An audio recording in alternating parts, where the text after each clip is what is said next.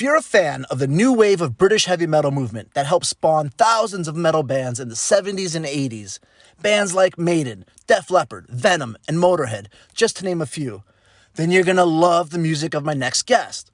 Founded in Sweden in the early 2000s, Enforcer quickly made a buzz worldwide with their traditional sounding metal, which seemed to pay homage to the bands of the past. But with 5 amazing studio albums and 1 epic live album under their belt, Enforcer has risen well beyond strictly paying respect to a long-forgotten era. They've successfully become pioneers of a new wave of traditional heavy metal. And I couldn't be happier to have the founding member, guitarist, and vocalist on my show today. This is episode 9 of the BURN Müsic Shöw. And in this episode, we're going to dive deep into the life of Olof Wikstrand. We'll discuss everything from growing up and discovering music in Sweden to the formation and growth of his band and learn about what drives him the most as an artist. We'll also discover some exciting news on potential releases that could be on the horizon for his band Enforcer. This is the BURN Müsic Shöw. I'm your host, Dimitri. Let's go.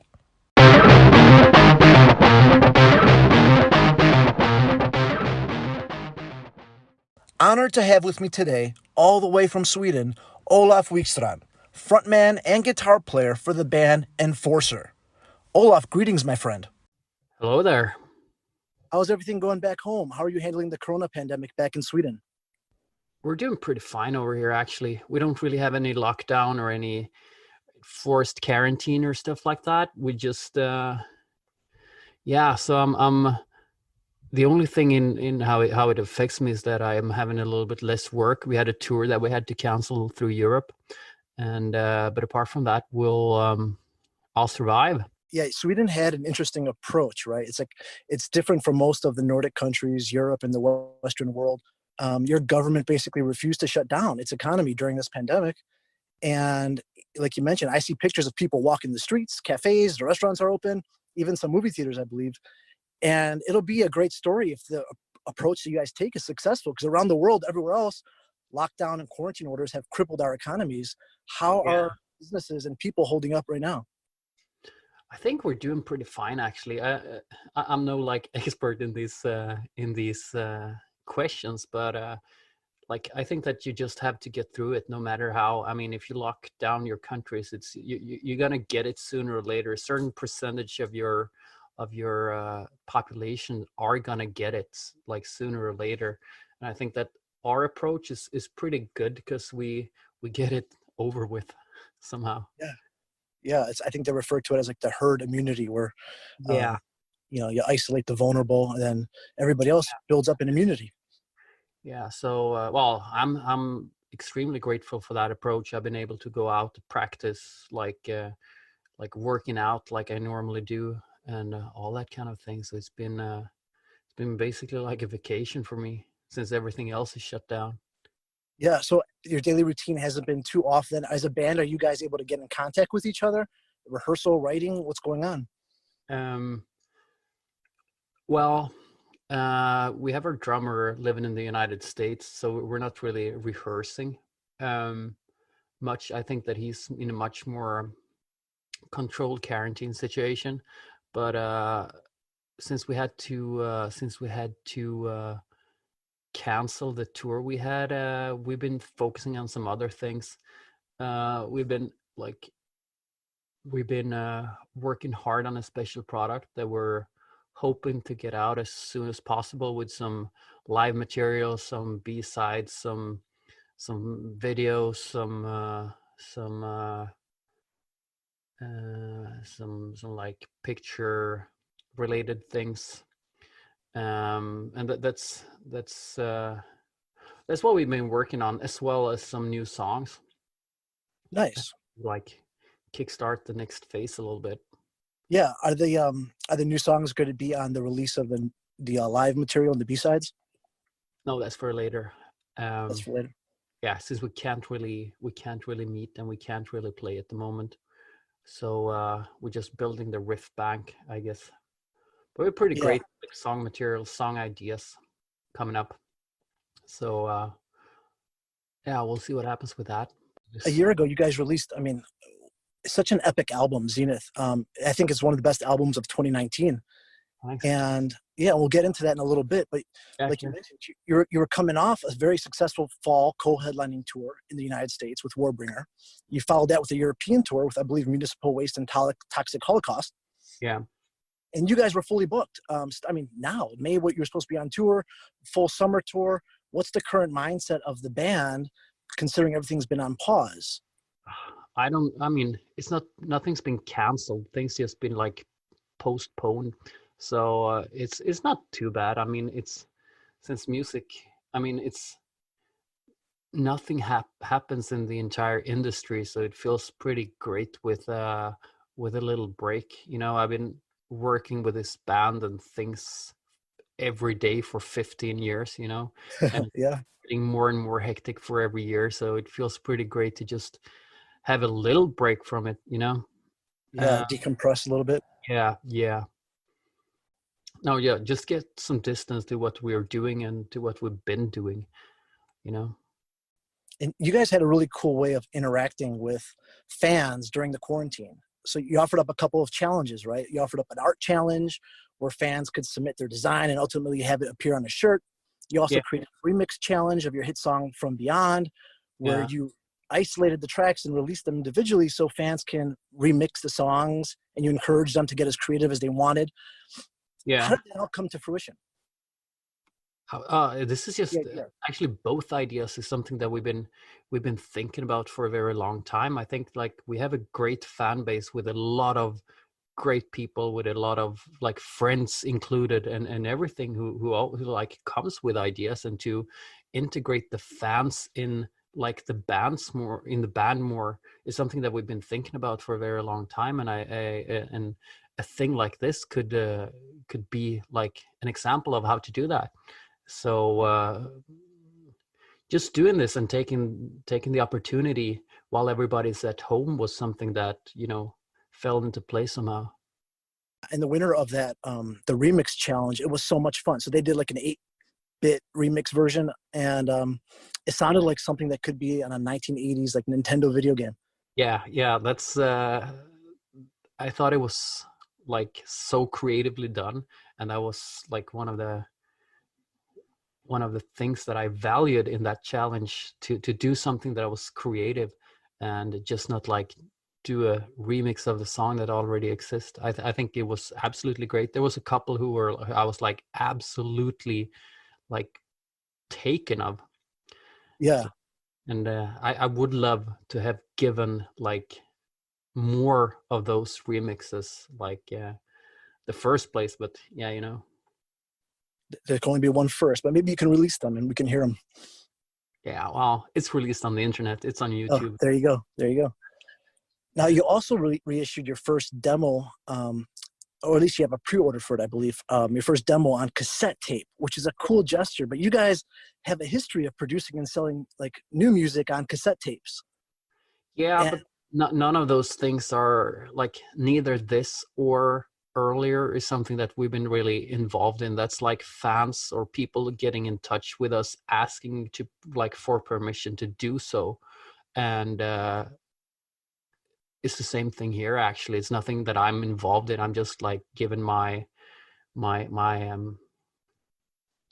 you know, approval to this kind of things. But I think it's a great idea, and you know, of releasing the cassette tapes. yeah, yeah. Do you do you have a cassette tape collection? Do you listen to any cassette tapes? Uh, do I? Uh, Not really, actually. I used to like when I was a kid. That's how you were sharing music with each other. I bet I have all those like tapes somewhere still, but I'm not like actively listening to cassette tapes. No. Yeah. What about as far as like vinyl? Oh yeah, a pretty decent collection. Yeah. Me too. It's just one of those things I can't get past the experience of vinyl, having grown up on it, and the fact that it just kind of forces you to listen to the album. You know, when I'm in the car and everything, I like to stream my music, but at home, you know, if I have the chance for 45 minutes to sit down, I really prefer vinyl. I mean, I like the ritual of listening to an album, like you say, that it forces you to listen to an entire album, sit down and listen to it. Um, and it's also something that reminds me about childhood, of course, in a time where music was like a bigger experience than it is for, I guess, people who listen to music today. But I mean, sound wise, I don't think the vinyl sound is superior in any sort of way, but I like the ritual. Yeah, I do. Yeah. Yeah. That's an interesting point, because I've always wondered, and maybe you have some insight on the subject. When bands release new music now, so recordings that get transferred to vinyl, Yeah. it seems like everyone is doing that. They're making vinyl pressings. Now, do they sound as good as the vinyl of the past, considering they're all recorded digitally? It's technically you could do it. It's not like when you when you got the audio recorded digitally, that doesn't mean that it necessarily will sound worse like on an analog medium such as vinyl. However, I think that like like uh you have to have that in mind when you're mixing and when you're mastering, that you do it for a vinyl record. And I think that is something that has got completely lost since way back, actually. And I think that almost all new music that I hear sounds really, really bad on vinyl, because I think people don't know how to master and mix properly for a vinyl record. And So what's like yeah? basically, it's not about being something being recorded digitally. It's just like a knowledge thing. People don't know how to do it. They overcompress it. I mean, and that's something that you should absolutely not do. You should leave it as dynamic as possible. And it's like a whole bunch of things that you have to have in mind, especially like like having everything. You should have like under 300 hertz in mono, for example. And there's a whole lot of different things. Yeah, it's fascinating. And I guess it's like an art form that's been lost. If you don't have any experience doing that, you're not going to know how to do it. No, exactly. And I Now, think yep. like the entire how music sound these days, with everything like mixed like to a hard polished surface, that's nothing that's gonna sound good on a more dynamic like medium such as vinyl. So it's an entire mix thing, you know. Now, you were talking about your childhood, and tell me a little bit about that. So, growing up in a town like, is it Avrika? Or Arvika in Swedish, Arvika. but I guess you would say Okay. Arvika but Okay. I can't imagine it's a very big town, right? it's not a very big town. No, it's like 25,000 people living here. Okay. Now we're talking like early to pre-internet days. Was discovering new music a challenge in your community growing up? No, not at all. There was like the scene here was actually amazing. Um, like, but it was in a time where heavy metal was more commercial than it is now. I would say like right now, like metal scene is like a subculture, but in the early 90s, it was like absolutely like commercial. You could see heavy metal bands, rock bands all over MTV and all those kind of things. So it was like it was very accessible, actually, and the scene here with bands and everything were it was great. Well, I think we had like hundreds of bands like in the mid 90s to mid 2000s, like in this small city, Wow. with shows, festivals, a lot of that thing. So it was a very good scene to grow up in, actually. Yeah, I remember in the late 90s, I was a big fan of bands like the Helicopters and Glucifer. And I always praised them because I felt like they were carrying the torch of rock and roll. They were like the last ones on the planet keeping it alive. Yeah, kind of. Yeah, yeah. What were some of the early artists and albums that kind of influenced you when you were young, around that age? Uh, I've been through different kinds of phases, but I mean, very very early on, I guess it was like 50s rock and like Beatles and Rolling Stones, since I got that from my dad mostly. But very early on, I was like gravitating towards like heavier bands such as Kiss and Metallica and those kind of bands. Yeah. Like a Yeah, progression through the sounds of metal. yeah. And your brother Jonas, so he's living in the States then, right? So he's the drummer. He's younger than you, correct? Your younger brother? Yeah, yeah. So were your parents really supportive growing up in your household, like, as you guys wanted to pursue a career in music? Oh yeah, extremely, extremely. However, we both had like we our parents made sure that we had like a safe plan B also to have like to be able to make a living aside of the music also. Yeah. Sure. What was your plan B? I studied engineering. Oh, nice. Yeah. What kind of engineering? I got towards like audio engineering, and that's kind of what I do on this like on the side now. On the side. Okay, great. Yeah, I know you do a lot of the production work for your band too. Yeah, yeah, among other things. Yeah. Hmm. Have you worked with any other major band that we might know of? I don't know what you know of. Not like any huge bands. What have I done? But a lot of bands like from the like thrash and death metal and heavy metal band, like from the underground. I've been doing a lot. Um, what could that be? Um, oh, and a lot of like smaller bands, I guess. Yeah, Sure. yeah. And then what was your first instrument that you learned to play? Because you're obviously pretty skilled at the guitar, but I know you've played other instruments too. Like the first instrument that I played was probably the accordion. Wow. Yeah, yeah. I took That- lessons for a couple of years. I started there, but I very quickly found like the guitar more attractive. so you Yeah. took lessons for a couple of years. Did you take lessons in the other instruments too, like in guitar, or were you self-taught? Guitar, I've been taking lessons. Yeah, for I don't know, majority of my childhood at least. Okay. Yeah, Yeah. and so somewhere around 2004ish, and let me know if I have this correct Mm. or wrong. You had the idea to create a band, and you had this vision of sort of rebuilding and growing upon the iconic and classic new wave of British heavy metal movement. So, Yeah. you hinted at the scene in the '90s, but what was the scene like in early to mid 2000s in Sweden? Oh, early to mid. It was a lot of extreme metal for sure. Like prior to Enforcer, I've been in various thrash, death, black metal bands and stuff like that, and that was kind of the what the music climate was within like my circles. But like more commercially, there was like it's like at that time it was like the rock music that was on TV was like chugga chugga music, like metalcore, and even like bands who claimed that there were thrash metal, for example, you could hear a clear influence from metalcore and stuff like that. And that was just something that I like despised so hard.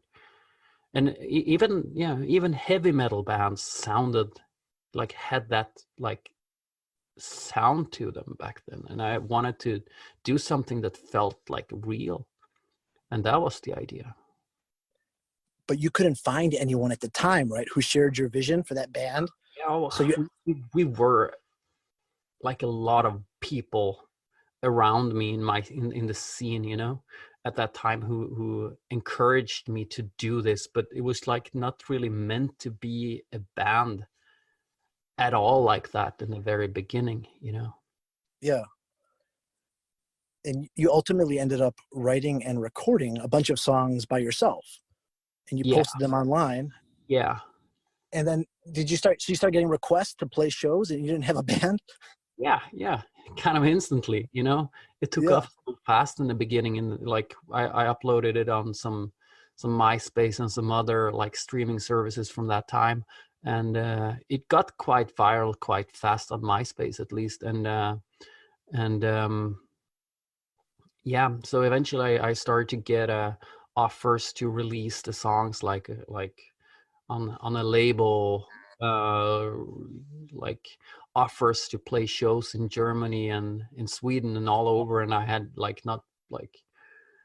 had not foreseen that. So like long story short, I asked like my brother and another friend of mine to make a live version of the band, and so we did, and that's kind of when we like the band was formed as a band, you know, and not only just a project. It's amazing. And then how quickly after the band formed did you guys really start developing these songs and create a buzz locally? It was never like a local bust, since everything happened on the internet. It was like a global bust, like instantly, and that's, you know, that was like the thing with it. It was a lot of people all over the world who got into this very quickly. You know, that was like before YouTube, Facebook, Instagram, and everything, but shit got viral on MySpace, you know. Yeah, and people were craving metal. Yeah, so we didn't really have a strong following or anything anywhere. We had like a global following. And then in 2008, you guys independently released your first album, Into the Night. Yeah, which not really independently. It was like a small label from the US who put that out. Okay. Yeah. It's a fun album. It's got like one speed, right? It's like fast. Yeah. Yeah. What do you remember about making that album most? Oh, yeah, what do I remember? I like the songs came together pretty quickly, actually. It was like, you know, I knew exactly what it was, what I wanted it to sound like, and you know, so it's just like all my ideas were just like coming songs. Um and we recorded it. It's like we had our own studio already then, so that was like not really a problem. We just recorded them the way we always done things, you know. Yeah, so you have the studio, it's close to home basically, Yeah, which makes life easier. yeah. And then you followed that up with Diamonds on Earache Records. Yeah. Another fun album, and you can hear the progression and the development of the band through the production and the song structure in this album. Yeah, I think the biggest difference is that on the second album there's like there's not only me writing music and lyrics, but there's actually everybody participated in the songwriting process for that record, and I think that's what makes it sound the way you're saying. Yeah, a little bit more dynamic. More dynamic, yeah. More influences, not only like one or two influences like we had on the first album. I think like on the first album I really bad wanted to be like a new wave of British heavy metal bands, and to me I love the songs, but they're more like it at that time we were more like a tribute to that scene than we were like ourselves. Sure. Yeah. Any babies on this album that you favor playing live? Oh, I since it's like the first real album that I put out, I have a very strong relationship to all the songs, like from the first album. And I really like them all, but the song that we tend to stick with is Scream of the Savage. Yeah. Not necessarily my favorite, but I think that was the one that stuck with the fans mostly. But I'm not sure that like the majority of the people who go out to see us play live these days like recognize those songs. So since like playing live, I think it's like it has to be like you know, you do something together with the audience, and you got to let the energy flow between you and the audience, and if the audience don't really recognize the songs, then it's like not as fun to play. Sure. So yeah, I would love to play some more of those old songs for sure live, but yeah. I think in Chicago you guys closed out your set with Midnight Vice off the second album, but Yeah, we actually used to do that. Yeah. Yeah. I mean, now in 2019. Yeah, last year. Yep. Oh yeah. And then Death by Fire in 2013. Now this was the first Nuclear Blast release. Yeah. What made you guys sign with them? They were bigger. But we've been talking to them, or I've been talking to them ever since like the first album, so I had that in mind all the time, and they were really like they were really kissing our asses, if you say so, in the Yeah. during that like time period.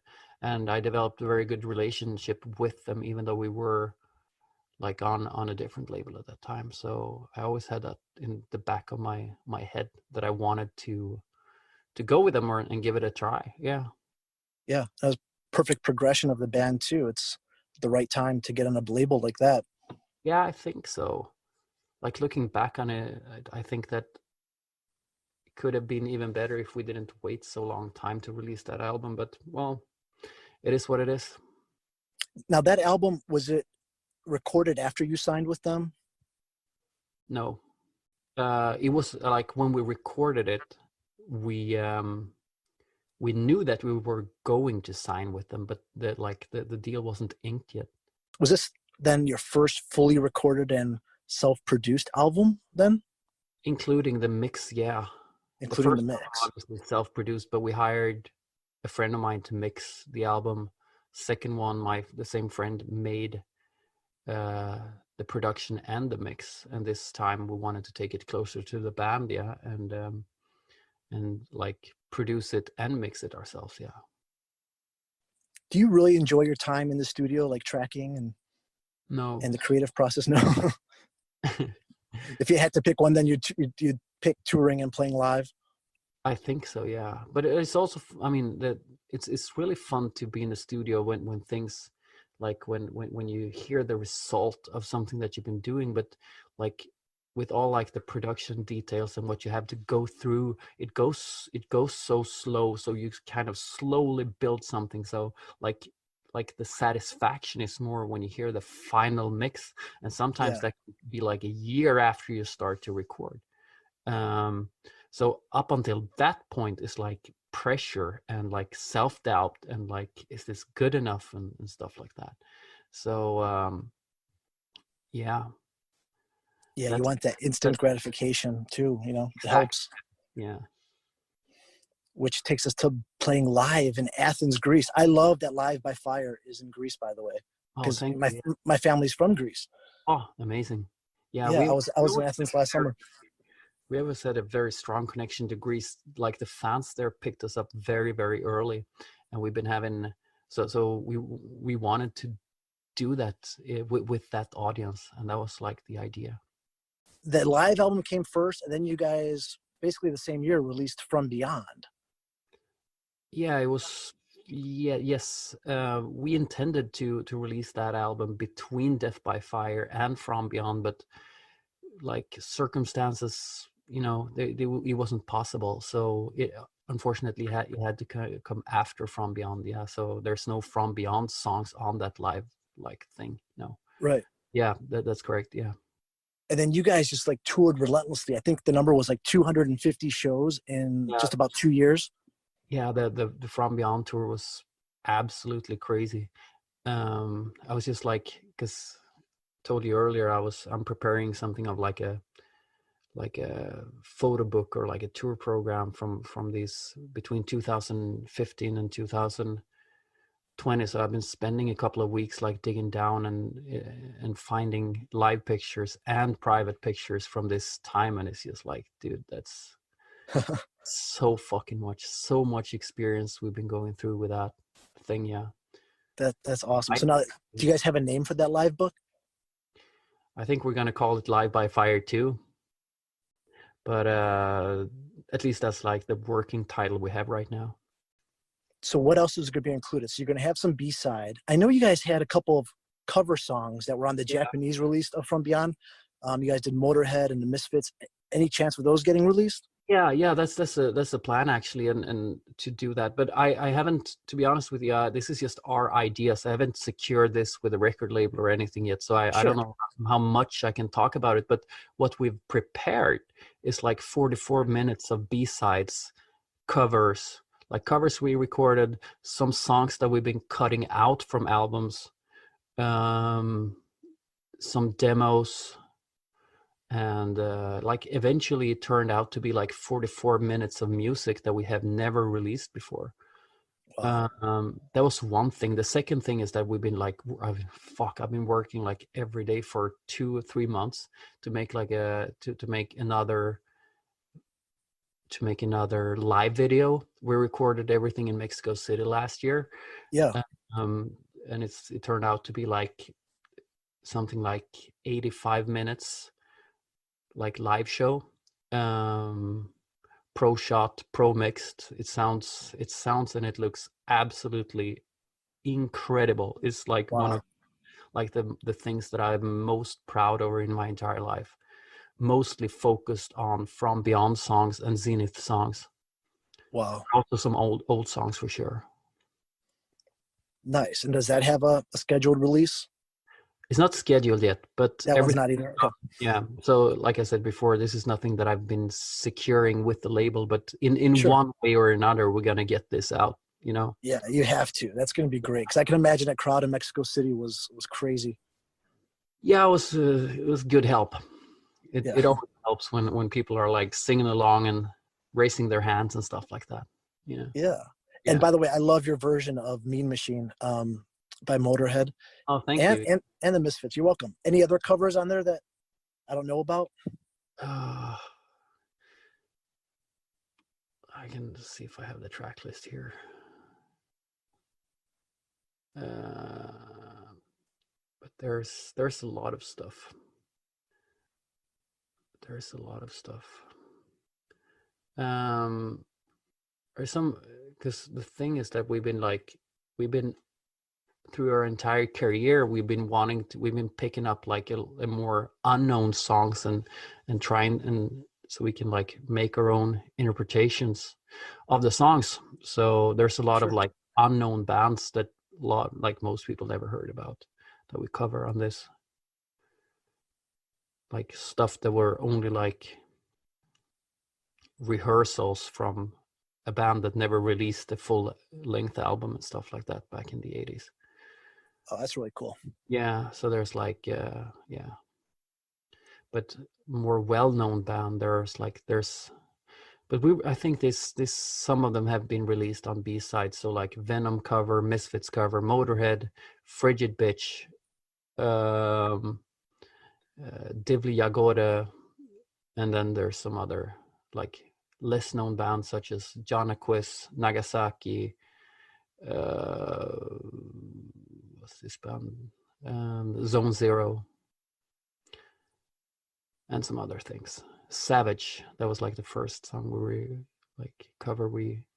I recorded back in 2005. Wow, that's quite a list. Yeah, there's a lot of stuff in there. We wanted to record like a bunch of new covers also for this version, but like since things are like they are, we not finished that now.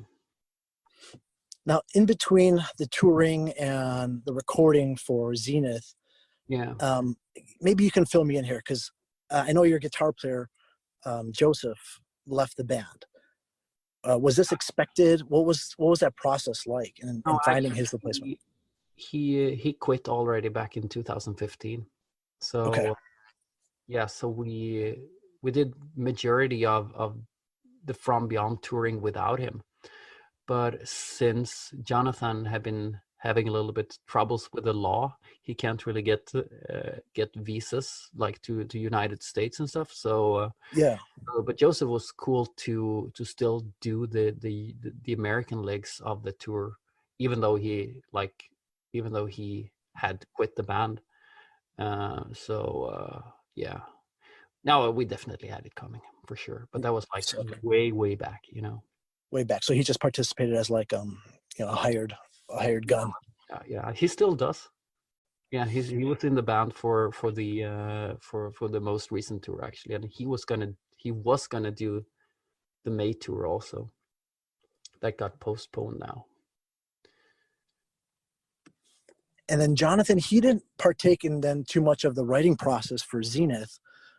No, because he wasn't technically in the band. In the band, right? He was more a session live player at that time. But we took him in like when we were about to finish up the recordings. So personally, I feel like From Beyond perfected the progression of your sound from your first 3 albums. Yeah, maybe. And, you know, and I feel like Zenith is a giant leap ahead. You guys really show your growth on this album. Yeah, both yes and no, I say. It was like a very ambitious project, to be honest. But is it a leap? I still feel that it's like us and what we've always been standing for, in a lot of ways. Yeah, and it could have been easy to make like a From Beyond 2.0, but you did, you know, approach it differently. The instrumentation is differently. The songs and their tempos are different. And I feel like, I don't know, I feel like this in general, you now have, if you're doing a live set, I feel like you now have more diversity within your music, where you can play a song like Regrets, which I can picture a sea of lighters and cell phones in the air. And then you can rip our faces off in the next song with Live for the Night, and it's going to sound that much more, you know, intense. I mean, that's what all our influences like been doing since their first albums almost, you know. Iron Maiden, Judas Priest, Thin Lizzy, Scorpions, Metallica. All these bands have like way different sounding songs, you know? Yeah, and I love that about it. Yeah. But I think that a lot of new bands are very afraid of doing something that's out of the box. And I don't want to be that band who are like just basically, you know, because to me, when you don't dare to take things out of the box, you become more of almost like a parody or like of what you're trying to do, you know? Or to say it's becomes more like of a tribute to what you want to do rather than that you become something unique yourself, you know? Yeah.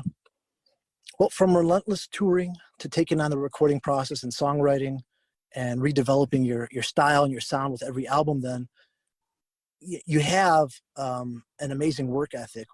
Where did that come from? Who helped instill and engrave that in you and your level of dedication? Hard to say, but I guess it's something that I'm grown up with, you know, to work hard for what you want to achieve. And but for me, there's nothing else, you know. This project that I've been investing more than half of my life in, this band project, and for me, there's nothing else, you know. There's no turning back. I can't leave it, you know. Sure. And, when I do something, I have to do it like, you know, the best I possibly can. Otherwise, it feels useless. Well, as a band, you now have the catalog of songs to carry more. Well, I should say you have the catalog of songs to more than carry like a headlining tour. You have the fans and support worldwide to also carry a headlining tour. I believe you guys played for 40,000 people in Japan. You sold out the Whiskey A Go Go on Sunset Strip. What goals have you set forth in the near future? I don't know. I think like just continue. It's like the goal. Just continue the way we do. Just keep creating. Yeah. Play bigger shows, make new fans, make more fans, make better music, you know, make cooler videos. You know, there's a lot of things to do, actually. You guys have some really cool videos. I love them. They're so entertaining. And your artwork in general on all the albums. Oh, thank you. Yeah. Yeah, I mean, we're not a band who just like write music and then leave the rest to like other people. Or I think for me, it's very important to have like a thought through strategy when it comes to not only music, but to all the like aesthetical sides of a band, like artwork, videos, band pictures, you know, the way you dress, the way you, like your attitude, pretty much everything, you know. It's like you know, it's thought through for sure. And it's been since day one. Yeah, it's all part of the package. You guys had the look from day one. Yeah. No, not really. We developed it. I mean, we can't say that we looked great like on day one, but it was something at least. Well, I didn't say you look great now. No, I'm just kidding. It's better. We're getting old though, but we're getting more comfortable and more secure in ourselves, I guess. Yeah. Listen, if you guys walk into a room, people know that you're a musician. You have that look, you have that style. I guess so. Yeah. Yeah. Because everybody else my age look like look more normal, I guess. Yeah, you couldn't separate that. How was that taking Yeah. your look on the road early on, especially when you were opening up for some more established bands? Were you guys given a hard time at all? People always been looking weird, like especially older bands have been looking weird at us, like from day one, for being so extravagant when it comes to style. But I guess that's a part to why people also like us. So it's a part of our success also. So, but I don't know, like older people grown up in like the 80s, I think they still look at bands with style, and they think about that, they associate that to something bad, because and through the Yeah, 90s and everything, there was like a completely different mentality. um so seeing this come back might necessarily not be a good thing for them, but well, what do I care? I exactly. feel good about Stay doing true to yourself. I love it. yeah, dude. It's like taking things all the way. That's been my thing since forever. And that's rock and roll, right? That's metal. Just be yourself and push the envelope. Yeah, I mean, yeah, and that's why heavy metal was best in the 70s and 80s, and then it got lost. There was like one thing because people started to dress like fucking rappers in the 90s. Even bands, yeah, not kidding. Awesome. Well, Yeah, I like to wrap up my show by yeah, making a playlist with my guests. yeah, And I thought maybe with you it'd be fun if we did kind of an essential metal playlist. yeah, Um, no era in particular, whatever you feel is a good metal song. We'll do like 6 songs each, and we'll yeah, open it up to the audience, and I'll post it on social media. You do the same, and people can add comments, and we'll add their song to it. yeah. I had more than 6 songs, but I was like, whatever. Good Yeah, song. let's burn through as many as we can. How about that? Yeah, You know what's cool about this list? So I'm kicking myself, Olaf, because I had known about you guys, but I didn't start diving into your music like hardcore until about 3 weeks ago. oh wow, And I'll tell you why. So actually, I'm really good friends with one of the bass players in the band Aftermath, and they opened up for you guys in September. And I was supposed to see you. I was supposed to be at that show in yeah, Chicago, and it was on the other side of town. I worked late. I had to get up in the morning early. And last minute, I'm like, I'm not going. And I regretted not going because I really wanted to see you in Warbringer. And I had this band from New York on about 3 weeks ago, and they're a young starting up rock band. They're great, and we did a playlist of some of our favorite current songs. And the bass player from that band picked Destruction by you guys, and I was like, oh man, I'm like, yeah, I really need to dive into their catalog of music, yeah. and I did, and I'm blown away. And I'm telling you, it's some of my favorite music I've heard in years. That's amazing. Thank you so much. I'm always happy when when when um, when we're making like new, maybe not fans, but when people discover us. It's very Yeah, important. Yeah, it is, and I really pride myself on finding and uncovering really cool new metal and rock. Well, yeah, I've known of you guys to the point, but there's been such an explosion of American thrash and new bands, stuff yeah. like Municipal Waste and Havoc and Warbringer. I've been listening to that, and it's been the highlight of my quarantine was discovering your catalog of music. Oh wow, thank you. You're welcome. Thanks a lot. Yeah, thank you. All right, so let's start off. I'm going to start off with song number one, and it's going to Yeah, be Die for the Devil. So number one, first song off Zenith, and I yeah. think it's such a great opening song. Thank you. What can you tell me about that, the creation of that song? Oh, I don't know. I thought like the idea of having a song like that was that like so many people and fans like liked we've been having like one or two songs from our second albums like with that style, especially one called like Running in Menace from 2010, and a lot of people have been like nagging me about that song. I think Yeah, it's great, but it's not like it's not like worked through enough. So the idea comes from there, and do something like that, you know, and but just like do it better, more professionally, more like more all the way. So that was kind of the idea, and to have something that is like where like early Europe meets like early 80s Scorpions or something. Yeah, something like a metal anthem, you know. Yeah, it's great. Something You like accomplished it. yeah. Cool. You're up for your first pick. Okay, then my first pick here from the essential heavy metal playlist that I created was Dazed and Confused by Led Zeppelin. Um, and why did I pick that? I don't know.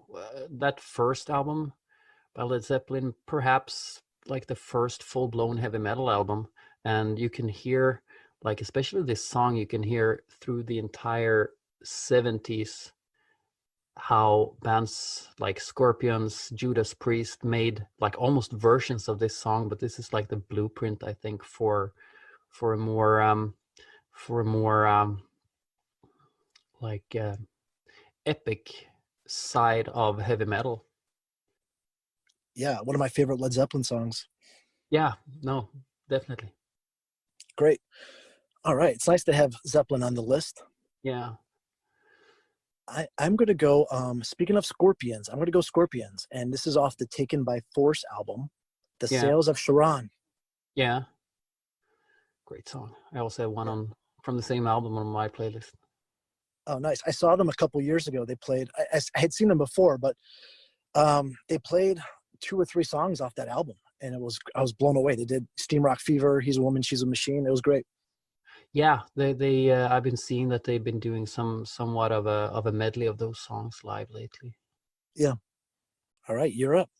Yeah. Oh, I have so many songs. I'm thinking like That's the thing. It's like, it's hard because there's so many and you're going to leave some off the list, but yeah, it does make it fun to like just focus on 6 songs. And again, that can change in an hour, right? You'd probably pick 6 yeah. different songs an hour from now.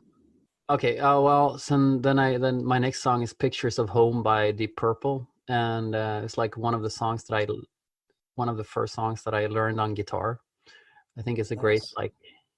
like a few years later, and it is like way heavier, and you know, it's just sets the bar of what heavy metal should sound like. Yeah. Which album is that on? Machine Head. Machine Head, right? Okay. Yeah. Yeah, I fell into a Deep Purple wormhole after Neil Peart passed away. Yeah. I just started diving into some of these 70s albums, which I was pretty familiar with a lot of the 70s stuff on the surface and some Yeah. of Deep Purple, but you know, albums like Burn and Machine Head, and you know, I hadn't really listened to those from front to back, and I started doing so. And I mean, I was blown away. They were such a great band. Yeah. Great for sure. All right, cool. I'm going to go with Iron Maiden. Yeah. And this song in particular, because it's really the song that I just kept listening to when I was like 7 or 8 years old. It was the first track on side 2 of my cassette tape, Number of the Beast. Yeah. And the album, you know, the song would, especially the intro, it would freak me out and it would excite me all at the same time. I loved it. It captured every emotion. Sure. Yeah. Yeah. Yeah. I have so much memories to that song also, obviously. So my next one here then, and here's a double. It's a double song. It's Dreamer Deceiver and then Deceiver by Judas Priest from Sad Wings of Destiny. Ooh, nice. One of the most epic metal songs, like Dreamer Deceiver, that just resolves in Deceiver, is one of the most beautiful parts of heavy metal history. It got exactly everything that you know you like with heavy metal. Like we talked about before, you can hear the Zeppelin influence in this song like very strongly, and then yeah, but it's just like even more all the way, so to speak. Yeah. But Yeah, more. that's awesome. Yeah. That's a lot before your time too. How old were you when you started really getting into Judas Priest? quite late actually. I was like, I knew about that there was a band called Judas Priest for my entire childhood. You know, been seeing them in heavy metal context, but when I really started to like get into their discography was like, I think there was like as late as like 2000 or something. I don't know. And then I saw, and then I saw like the comeback show with Halford with Priest back in, I think that was 2004. Yeah. And they did like 2.5 hours of like Priest classics. That was like still one of the greatest shows I've ever seen in my life. Wow. That was the cool thing of the early 2000s. It was a comeback for a lot of these bands like Yeah, Judas Priest and yeah, Maiden, who reunited, even Motley Crue reunited. And it was cool yeah, because, you know, you thought you weren't going to see them again. yeah, for sure. What's next on yours? I'm going to do Motorhead, Overkill. Yeah, great choice. I was Yeah. thinking about having something on that on my list too, but I eventually skipped it. Yeah. And oh, I'm gonna go ahead a little bit, and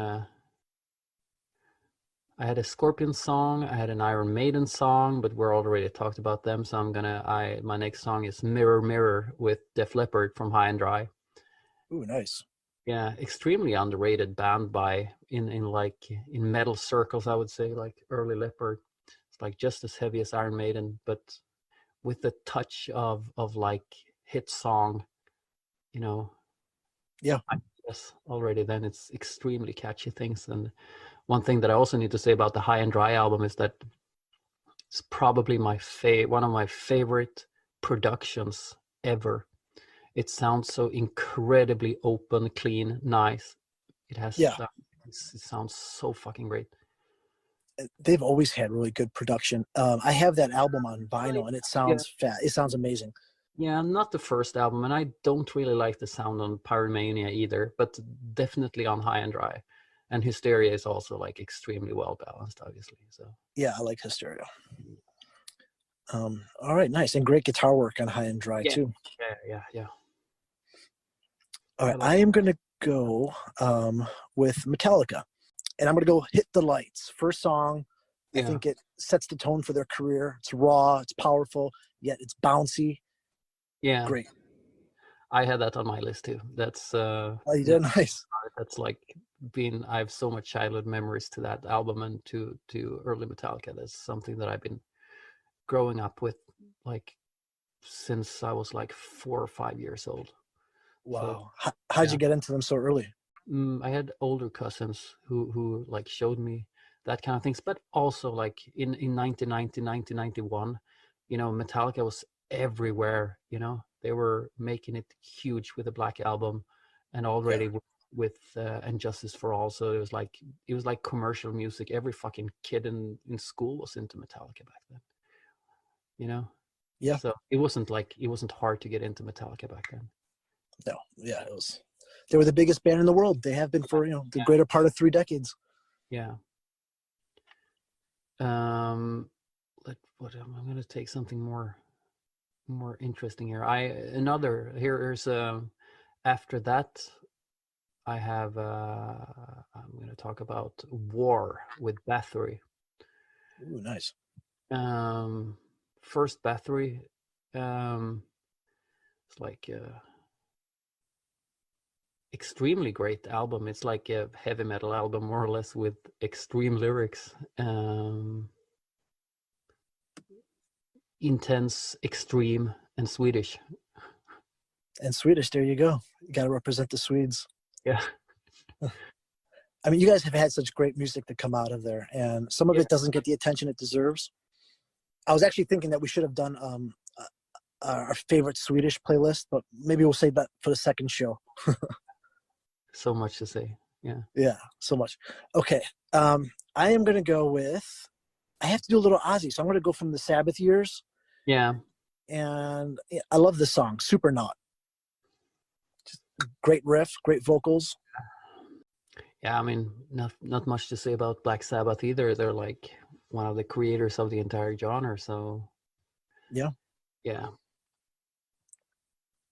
Um, I have some. I have more songs. Throw a couple at me. I'm just gonna mention the rest of the songs. Then Yeah, I have yeah, do Sax that. of the Fire with Exciter, and then I have Metal Thrashing Mad with Anthrax, and Nice, I have loves it. yeah Scream of Anger with Europe, Hellion with Wasp, Majesty with Sortilege, Council for the Cauldron with Lizzie Borden, Agel with Pokolgep, and then as a closing track, I put Undying Evil with Enforcer. It Nice. felt good to be in that, to be in that bunch of bands. Yeah, I was gonna throw another enforcer. I'm another Yeah, yeah, another enforcer one. I was gonna do Live for the Night, so I'll add that to it. yeah. All right, cool. Hey, well, Great. thank you so much for taking the time and coming on the BURN Müsic Show with me. Where can people, stay updated on what you're doing? Where how can they follow you? Facebook, Instagram. I live in Arvika. You can come visit if you want to. There we go. Yeah. And next time you come to Chicago, we'll have to do this in person. For sure. For sure. Well, you truly are a pioneer when it comes to this new wave of heavy metal that we're all experiencing and benefiting from right now. Yeah. You've added to it, Olaf, but you've made it fresh, and you've helped really carry on with a new tradition. Thank you for keeping the music that I love alive. Thanks for supporting it. Without people supporting it, there would be nothing. You're welcome. And best of luck. Stay healthy, stay safe. And I look forward to Live by Fire 2. Right. Cool. Nice talking to you. Nice talking to you too. Take care. You too. Bye. Okay, bye. And that's a wrap on episode 9 of the BURN Müsic Show. What a great guest and playlist. Thank you so much to Olof Wikstrand and his band Enforcer. I will be adding some more of their music to that playlist as well, including one of my favorites, Destroyer, which I don't know, I kept calling Destruction, but I'll be adding Destroyer and some other tracks. And you guys can do the same. Do us a favor, follow BURN Müsic Show on social media feeds like Facebook, Twitter, and Instagram. Comment, let us know your suggestions, and we'll add your songs to that as well so you can share it. And I thank you so much for tuning in. If you don't subscribe to us, please do. BURN Müsic Show everywhere podcasts are played. I thank you so much for listening, and we'll talk soon. Keep on rocking.